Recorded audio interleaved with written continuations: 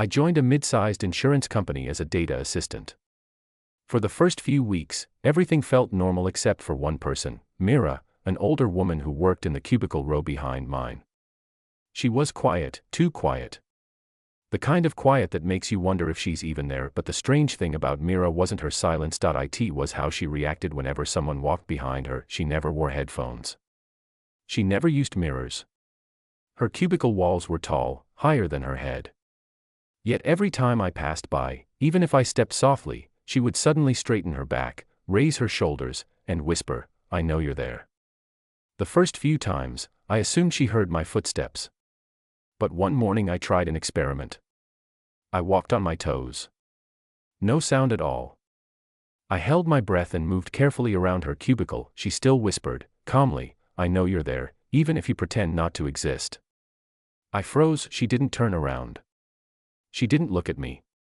She just kept typing. Later that week, I asked another coworker, "Does Mira do the thing where she senses you walking?"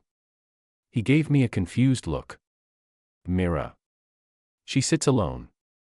I don't think anyone goes near her." I told him what happened. He frowned. "That cubicle has been empty since last year." I insisted I had seen her, sitting every day, typing non-stop. He laughed nervously and walked toward her row to show me. Her cubicle was empty. The chair was tucked in. The desk was spotless, but the screen was still warm. The next day, I didn't see her, but as I walked past that cubicle, I heard a faint whisper from behind the partition, "I know you're there." I never used that hallway again. Story 2, the coworker who never blinked during meetings. When I worked in a tech firm 2 years ago, there was a new intern named Evan. He was polite, smart, always on time, almost too perfect.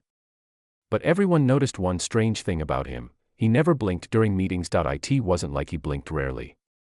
He simply didn't blink at all. His eyes stayed open for the entire 30 to 40 minutes, staring straight at whoever was talking. The managers joked that he was overly attentive, but we all felt uneasy. His stare didn't look focused, it looked empty, like he wasn't listening, just absorbing information for some unknown purpose. One day, the power went out in the office. All lights shut off, the AC stopped, and the conference room went completely dark. People gasped and stood up. But I glanced at Evan. He didn't move. His eyes were still open, not adjusting. Not reacting, just staring straight ahead in the darkness. The emergency lights flickered on a few seconds later. Everyone looked shaken, talking about the outage. Everyone except Evan. He was smiling, his eyes still wide open. After the meeting, I asked him casually if the outage scared him. He tilted his head, and in a calm voice said, "Why would darkness bother me? It's easier to see when everyone else is blind." I didn't know what that meant, and I didn't want to ask. A week later, he didn't show up to work. HR announced that his internship ended abruptly, but the creepy part, we later learned he was never part of the internship program. No one had hired him. No paperwork. No ID records. He had simply shown up one day, sat with us for a month, and attended meetings without blinking, observing us, before vanishing like he never existed. Story 3, the night shift worker who loved empty hallways. At my previous job, I worked evening shifts in a large call center. Most employees left by 7 p.m., leaving only a few of us closing staff behind. One worker named Samir preferred the night shift. He said he liked the quiet. But what made him unsettling was that he spent more time walking around the building than actually working. Every night, around 9:30 p.m., he took a long break, 10 minutes at least, and walked the hallways. Not fast. Not slow. Just an even, steady pace. One night, I gave in to curiosity and followed him from a distance. He walked the same route across the building, past the IT department, through the storage rooms, down the main hallway, and finally stopping at the old break room no one used anymore. He always stood at the door, looked inside, nodded to himself, and walked away. One shift, I gathered the courage to ask him, "Why do you always check that old room?" He smiled politely. "You don't hear them." "Hear who?" He looked confused that I even asked. "The people who stay after closing." I told him that no one stays after closing. He shook his head slowly. "I wish that were true." Then he turned around and went back to walking his usual path. A week later, security reported something strange. Every night, between 9:25 and 9:40 p.m., the motion sensors picked up a figure walking in the hallways. Even on nights the office was completely empty and locked. The pattern matched Samir's route exactly, and the creepiest part, He had been in another country for the past month, visiting family. He wasn't even in the building, yet every night, security cameras showed a shape moving through the halls, following the exact path he used to walk. Story 4. The employee who was always seen twice. This happened to my friend who works in a marketing agency. The office layout there is open and bright, lots of glass walls, lots of natural light. Nothing scary about it.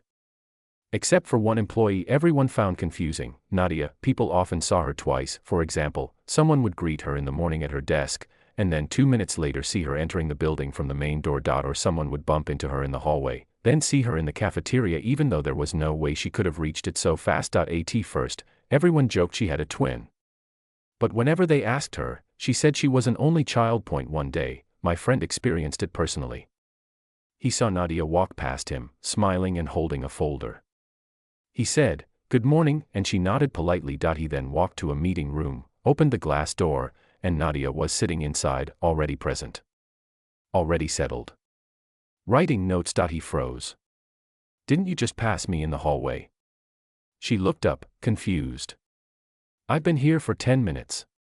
He didn't push further, but over time, more people reported seeing her double. Some saw her in places she couldn't possibly be at the same moment. Some saw her sitting quietly at her desk, only to find her gone a second later, with no sound of footsteps. One evening, the office held a late brainstorming session. Around 10 p.m., the team wrapped up. As they walked out, my friend saw Nadia standing near the glass exit door, looking outside as if waiting for someone. He waved goodbye.